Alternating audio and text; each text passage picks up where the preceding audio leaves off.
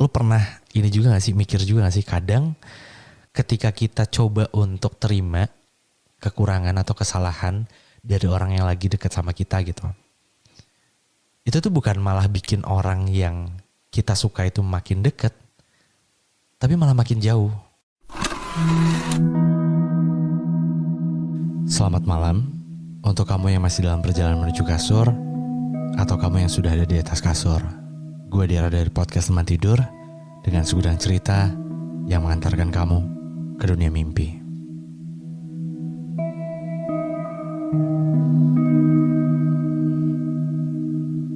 Hai semuanya, balik lagi bareng gue Dera di podcast Teman Tidur. Dan buat lo yang baru join, selamat datang.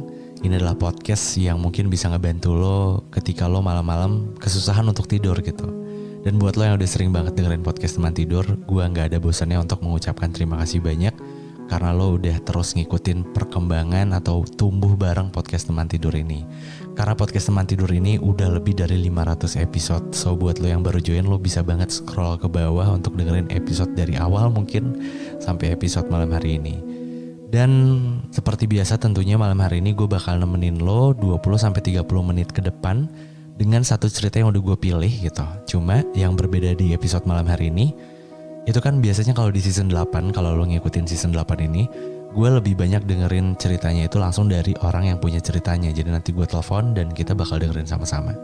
Cuma khusus untuk episode malam hari ini, karena kemarin tuh gue baru buka-buka DM lagi. Seperti biasa gue udah jarang banget buka DM. Tapi kemarin gue lagi aktif-aktifnya untuk buka TikTok untuk live gitu, ngobrol-ngobrol. Jadi buat lo yang punya TikTok, boleh banget lo follow TikToknya Podcast Teman Tidur. Nah jadi gue tuh kemarin jarang banget untuk buka DM si Podcast Teman Tidur ini. Tapi sekalinya buka tuh gue dapet beberapa pesan sih, gak banyak gitu. Tapi mungkin gue juga ada beberapa yang belum gue baca gitu. Itu bilang katanya dia lebih nyaman ketika gue bawain podcastnya itu formatnya monolog. Maksudnya di Teman Tidur ini gak ada orang yang lain selain si podcasternya itu gitu. Nah mungkin khusus untuk episode malam hari ini gue bakal coba untuk balik lagi ke monolog. Spesial buat lo yang minta request di DM untuk mau dengerin suara gue doang tanpa ada suara yang lain.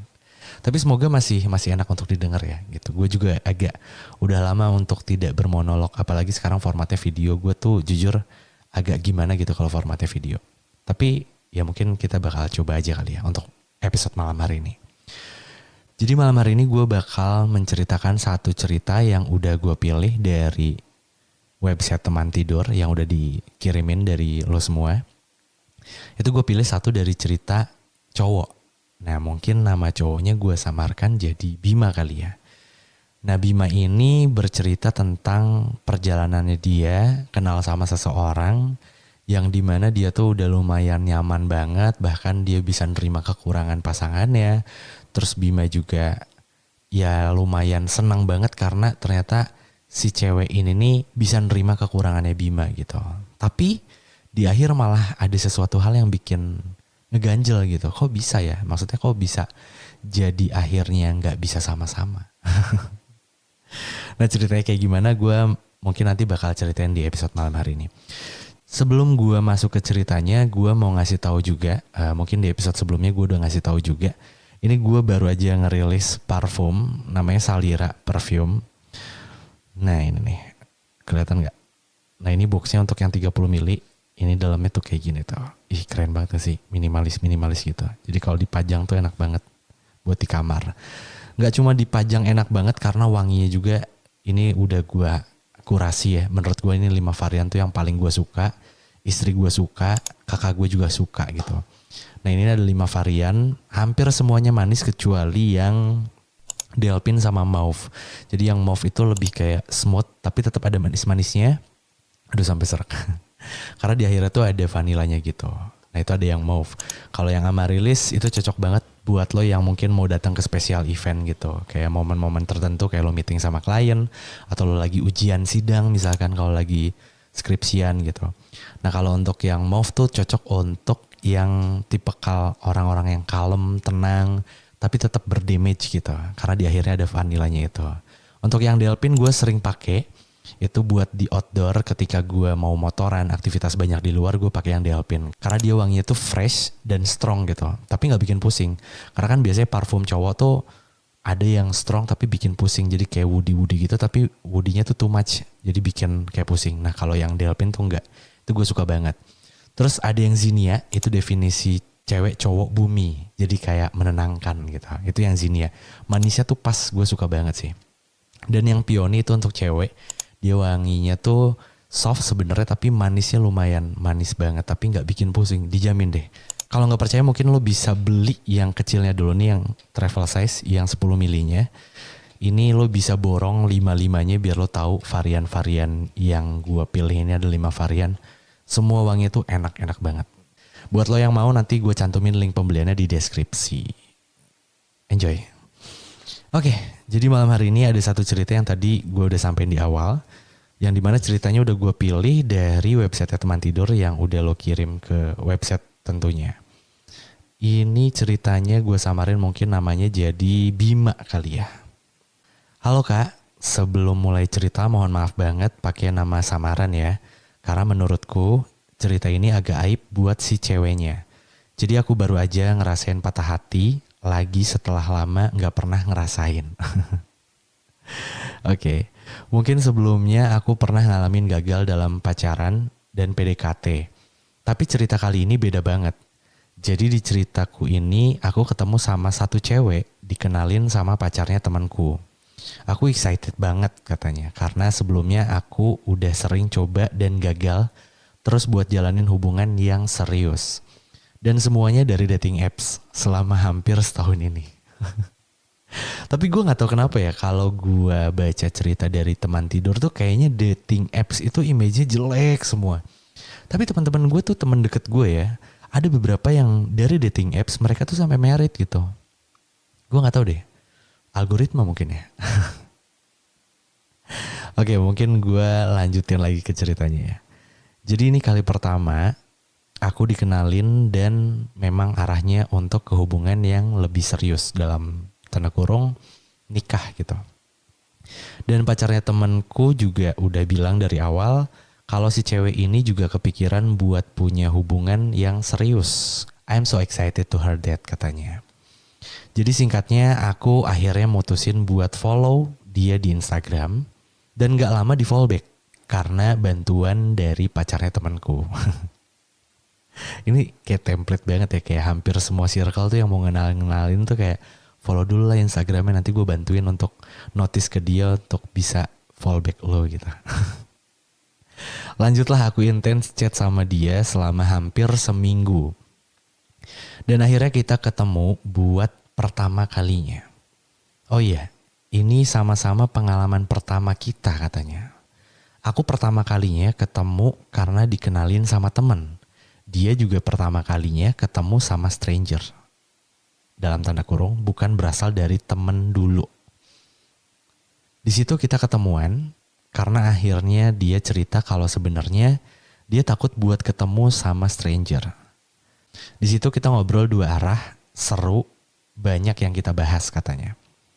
Yang bikin aku senang banget, aku langsung ditemuin sama kembarannya. Wow. Dan circle-nya dia setelah kita ngobrol berdua. Itu pengalaman pertama yang gak akan pernah aku lupain seumur hidup. Walau akhirnya aku tahu sebenarnya dia kayak gitu karena takut awalnya. Iya lagi. Iya sih, ada baiknya ketika lo baru ketemu sama orang stranger tuh ajak temen atau ya keluarga atau saudara gitu. Itu lebih aman sih, gue setuju. Oke, long story short, aku makin intens sama dia sampai sempat main bareng lagi sama circle-nya dia. Bahkan kita juga udah liburan bareng-bareng loh sama temen-temen dekatnya dia. Even dia juga sering banget ngobrolin soal pernikahan dan segala detail kecilnya. Mulai dari konsep sampai ke sesimpel nanti kita lebaran gimana. Ke keluarga kamu dulu atau gimana. Cila. Dan udah dikenalin juga sama orang tuanya dan kayaknya dapet respon positif juga. Indah bukan? Nah, itu kata Bima ya. Intinya di situ aku ngerasa happy banget setelah pernah gagal di hubungan yang udah bertahun-tahun lamanya. Dan udah pernah diminta buat nikah juga. Hehehe katanya. Tapi waktu itu aku belum yakin buat nikah. Aku ngerasa ketemu dia sekarang tuh pas aja.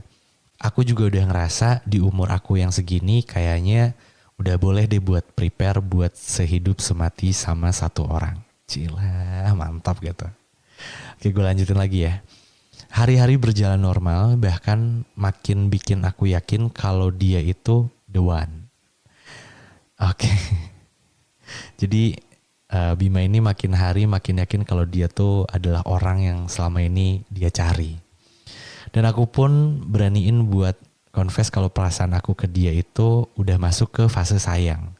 Walaupun aku gak ngerti kenapa sesingkat itu aku deket sama dia dan udah seyakin itu buat serius. Dan jawaban dia pun sama, sayang juga sama aku, cuma belum siap buat pacaran sekarang-sekarang ini. Sebentar lagi katanya. Oke, aku ngertiin. Mungkin masih mempertimbangkan aku layak atau enggak. Sampai pada akhirnya, dalam tanda kurung, aku minta setelah ini tolong banget agak diperhalus ya kak. Aku gak mau nyakitin dia karena ini aib buat dia walaupun udah disamarin namanya. Oke, gue lanjutin dulu ya. Aku lagi megang HP-nya karena dia lagi sama temen-temennya lagi bikin video ala-ala gitu katanya. Muncullah satu telepon dari nama yang singkat dan full emot. Oke. Di situ mulai muncul kecurigaanku sama dia. Tapi aku berusaha banget buat gak bahas. Sampai pada akhirnya dia tanya kenapa aku jadi diem. Waktu itu aku lagi minum dan aku akhirnya nanya, itu siapa? Lalu dia diem. Aku tanya, pacar kamu? FWB atau semacamnya? Dia cuma bisa diem, kata Bima. Aku gak bahas lagi setelah itu dan coba denial sama perasaan aku sendiri yang udah terlanjur sayang banget sama dia. Hebat ya bisa coba untuk kayak, yaudahlah itu mungkin kayak perasaan buruk gue doang. Padahal udah jelas ada emot ikonnya gitu. Lucu ya kadang kalau orang lagi jatuh cinta tuh emang segitunya sih. Wajar lah ya. Oke, mungkin gue lanjutin lagi ke ceritanya. 2 minggu aku jalanin hari sama dia, udah kayak orang pacaran. Mulai lagi muncul pertanyaan aku ke dia soal kepastian hubungan kita kayak gimana. Dia bilang masih belum siap. Sampai pada akhirnya pun dia ceritain semuanya. Selama setahun terakhir ini, dalam tanda kurung, waktu cerita ternyata masih ongoing hubungannya dan ternyata dia bohongin aku selama ini. Kalau dia tuh FWB-an sama temen kantornya. Wow. FWB yang literally FWB atau kayak FWB yang lo deskripsiin kayak gimana nih? Gue penasaran juga sih. Dan dia pun bilang kalau dia udah mikir buat selesain hubungan itu jauh sebelum ketemu sama aku tapi belum pernah bisa. Sakit, kata Bima, banget. Tapi aku mencoba memahami karena masa laluku pun juga kelam. Lebih kelam mungkin, kata Bima. Dan akhirnya aku pun ceritain soal masa lalu aku dan aku tanya, masih sayang gak setelah denger? Terus si ceweknya bilang, makin sayang. Anjir. Aduh. Oke. Manusia mana yang gak makin yakin setelah dia ceritain masa lalu yang buruk itu dan responnya malah bikin dia makin sayang sama aku.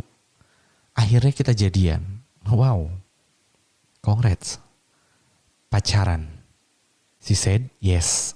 At least last for today. Yes, only today. Serius? Cuma 2 hari cuy. Oke, gue lanjutin dulu ya. Di saat aku ngerasa lagi happy-happynya, finally aku punya pacar lagi. Dia tiba-tiba jadi dingin. Padahal kita baru aja ngedate ketawa-ketawa bareng sehari sebelumnya. Akhirnya aku temuin dia dan secara dadakan dia bilang kalau dia udah gak bisa lagi sama aku. Karena dia gak mau kalau perasaannya masih kebagi. Anjing sakit banget sih ini. Parah. Dan aku pun masih coba ngertiin. Oke, kalau dia maunya balik ke temenan dulu aja.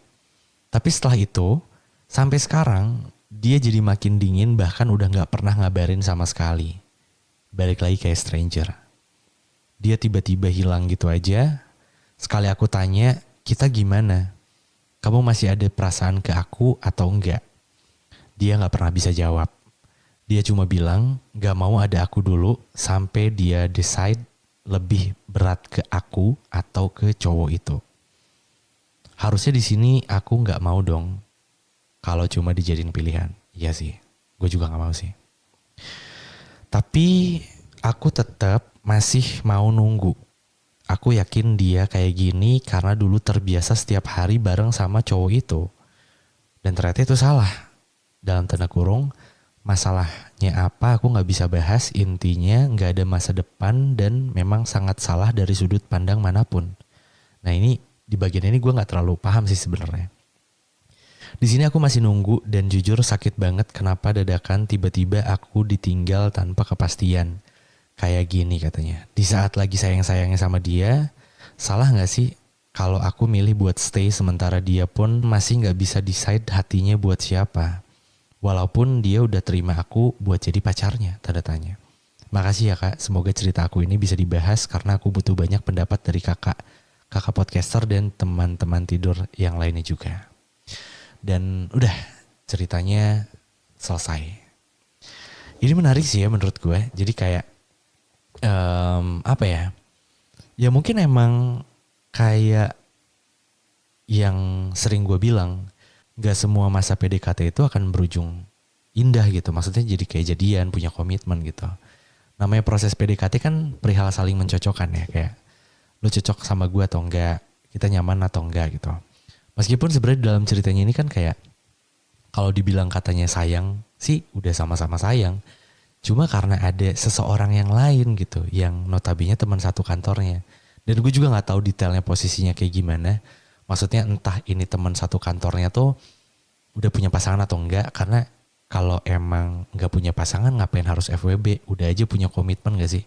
Gue lebih curiga jangan-jangan kan tadi juga Bima bilang gak bisa nyeritain sesuatu gitu. Apa masalahnya?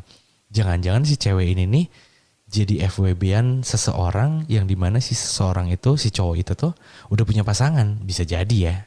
Gue sih ini cuma kayak perkiraan gue doang gitu. Tapi ya gimana, namanya juga PDKT, kita juga kan gak bisa maksa ya. Ketika nyatanya akhirnya tuh gak bisa sama-sama, ya mau gimana. Cuma ya lu pernah ini juga gak sih, mikir juga gak sih kadang ketika kita coba untuk terima kekurangan atau kesalahan dari orang yang lagi deket sama kita gitu. Itu tuh bukan malah bikin orang yang kita suka itu makin deket, tapi malah makin jauh.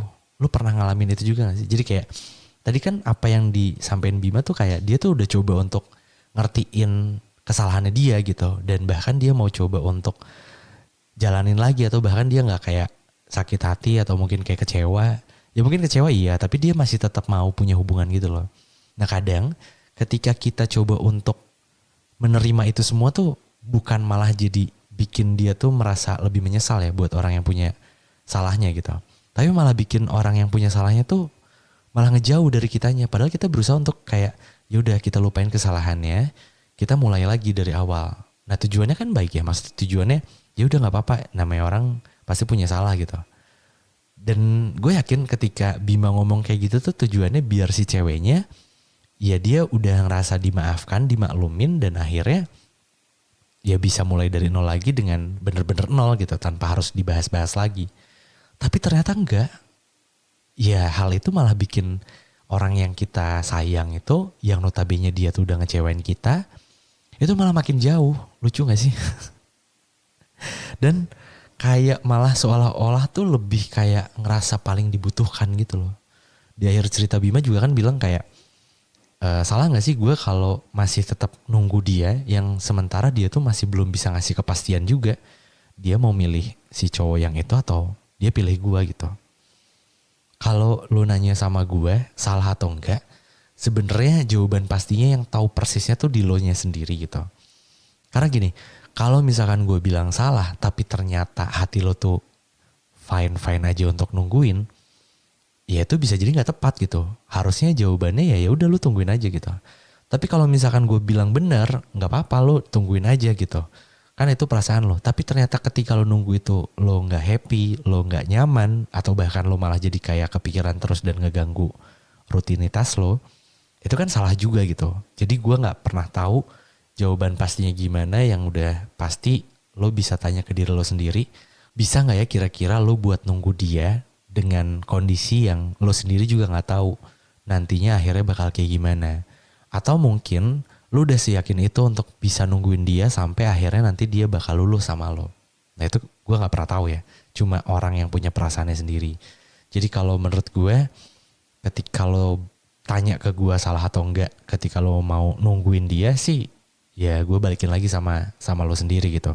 Cuma perihal yang akhirnya lo nemuin sesuatu yang dia tutup-tutupin gitu. Kayak ternyata dia FWB-an sama teman kantornya. Terus lo udah coba untuk memaafkan, tapi ternyata dia masih menjalin hubungan. Dan bahkan hubungan lo cuma 2 hari. Nah itu kan harusnya jadi pertimbangan besar ya buat lo. Senyaman apapun itu lo sama dia, sesayang apapun itu lo sama dia. Tadi juga lo sempat mention di awal, ya lo tuh akan, kalaupun ini hubungannya serius, lo akan menjalani hubungan tuh yang serius, yang dimana lo pengen menghabiskan waktu banyak, bahkan bisa dibilang tadi lo bilang sekali seumur hidup sampai mati gitu, menjalani hubungan sampai mati sama satu orang ini gitu. Dan apakah lo yakin lo akan beneran bisa bertahan dengan pasangan yang modelan kayak gini gitu. Gue gak bilang si cewek yang dimaksud ini hancur banget ya, maksudnya gak layak untuk dijadiin pasangan. Tapi ya coba lo pikir-pikir lagi deh gitu, ketika lo emang mau nungguin dia. Gitu sih kalau kata gue pribadi ya, ini opini gue aja gitu. Terus juga gue yakin bisa jadi lo itu sebenarnya mungkin gak sayang-sayang banget sama dia. Tapi mungkin bisa jadi lo tuh ada tekanan dari eksternal atau dari diri lo sendiri. Yang dimana mungkin ya, gue gak tahu, ini cuma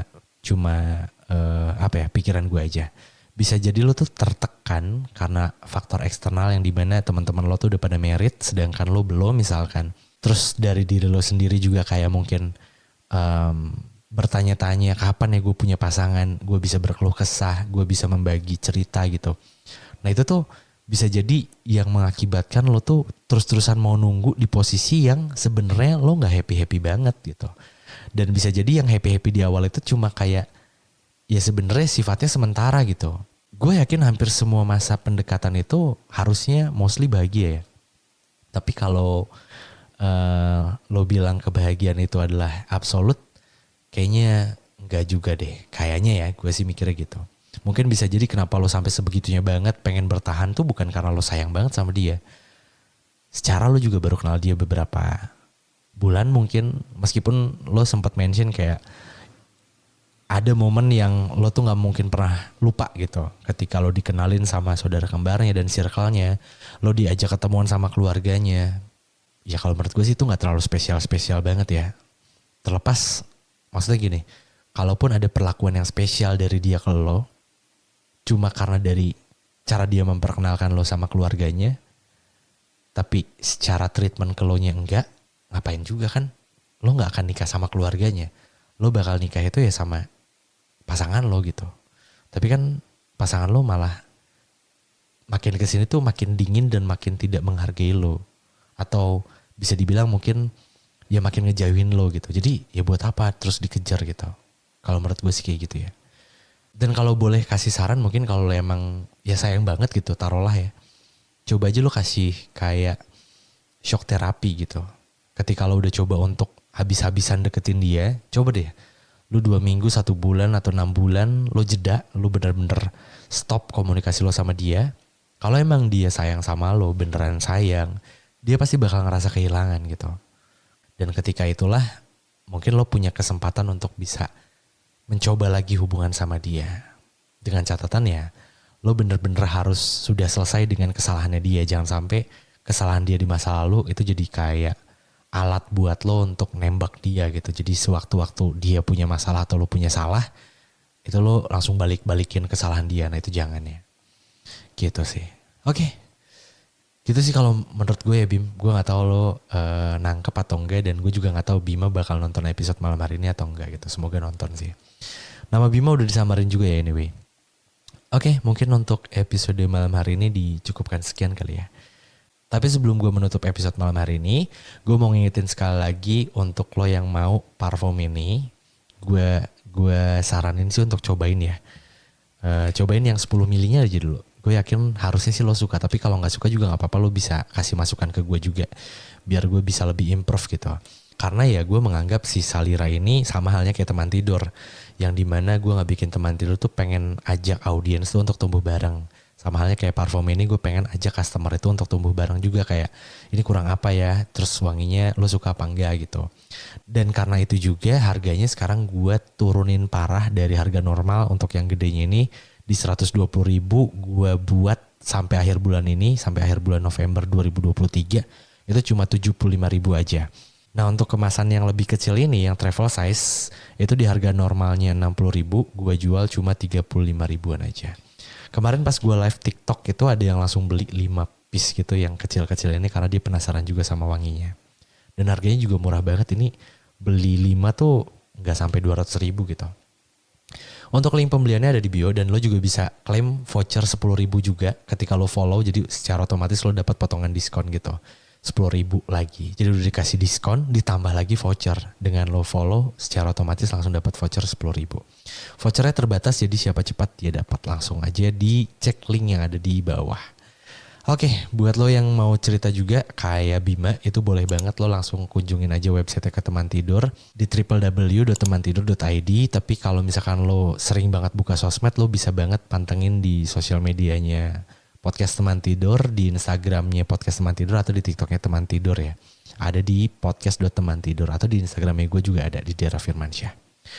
Oke, mungkin ini saatnya gue Dera pamit. Gue Dera dari Podcast Teman Tidur dengan segudang cerita yang mengantarkan kamu ke dunia mimpi. Good night.